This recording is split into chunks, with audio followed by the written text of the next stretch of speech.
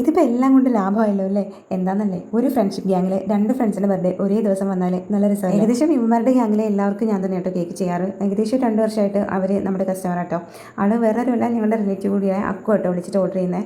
മാമി ഇതുപോലൊരു കേക്ക് വേണം, ഞങ്ങളുടെ 2 ഫ്രണ്ട്സിൻ്റെ ബർത്ത്ഡേ ആണ്, ഞാൻ എഴുതാനുള്ള കണ്ടൻറ്റ് ടൈപ്പ് ചെയ്തിട്ടേക്കാം, വൈകുന്നേരം ഒരു 7 മണിയൊക്കെ ആകുമ്പോൾ ഞങ്ങൾ വന്നെടുത്തോളാം എന്ന് പറഞ്ഞിട്ട് ഉച്ചയ്ക്ക് ഒരു 3 മണിക്ക് ആൾ കേക്കിനെ വിളിക്കുന്നത്. അപ്പോൾ ഞാൻ അങ്ങനെ പറഞ്ഞില്ല, നീ ഇത്രയും നേരം ഉറങ്ങിപ്പോയോ എന്ന് ചോദിച്ചപ്പോൾ ആൾ പറഞ്ഞു, മാമി കുഴപ്പമില്ല, ഒക്കും പോലെ ചെയ്താൽ മതി, അല്ലെങ്കിൽ റെഡിയാകുമ്പോൾ കുറച്ച് ലേറ്റ് ആയാലും കുഴപ്പമില്ല, ഞങ്ങൾ വന്നെടുത്തോളാം എന്ന് പറഞ്ഞിട്ടോ.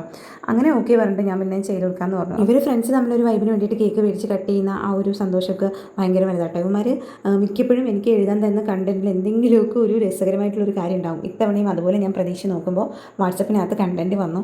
എല്ലാ തവണയും തക്കാളി, മുക്കാളി, കുരുവി, പയറ് അങ്ങനെ എന്തെങ്കിലുമൊക്കെ വ്യത്യസ്തമായിട്ടായിരിക്കും കേട്ടോ. ഇത്തവണ അതിൽ നിന്നൊക്കെ ഒരു ആശ്വാസകരമായിട്ടായിരുന്നു വന്നത്. അപ്പോൾ ഞാൻ കണ്ടൻറ്റ് എന്താണെന്നുള്ളത് ലാസ്റ്റ് ചെയ്യുമ്പോൾ കാണിച്ചു. ആരും ഇതൊക്കെ ആണെങ്കിൽ അമ്മമാർ എല്ലാ തവണയും എൻ്റെ ഇഷ്ടത്തിനകത്ത് ഡിസൈൻ വിട്ട് തരുന്നത്. അപ്പോൾ എനിക്കൊരു സന്തോഷം. അപ്പോൾ ഇത്തവണത്തെ കേക്കിലെ കണ്ടൻറ്റ് ഹാപ്പി ബർത്ത്ഡേ പൊടി ആൻഡ് ആശാൻ ഇതായിരുന്നു കേട്ടോ. പൊടി എന്ന് വിളിക്കുന്നവൻ ശരിക്കും ഞാൻ പ്രിൻ്റൊക്കെ കേക്കിന് വേണ്ടിയിട്ട് പ്രിൻ്റൊക്കെ എടുക്കുന്ന ഷോപ്പിലെ ആളായിരുന്നു കേട്ടോ. അങ്ങനെ അവൻ്റെ വട്ടപ്പേരും എനിക്കറിയാൻ കഴിഞ്ഞു. എന്തായാലും ഇതായിരുന്നു കേട്ടോ കേക്കിൻ്റെ ഫൈനൽ ലുക്ക്. അപ്പോൾ ഇഷ്ടപ്പെട്ടിട്ടുണ്ടെങ്കിൽ ചാനൽ ഒന്ന് ലൈക്ക് ചെയ്ത് സബ്സ്ക്രൈബ് ചെയ്ത് സപ്പോർട്ട് ചെയ്യണേ.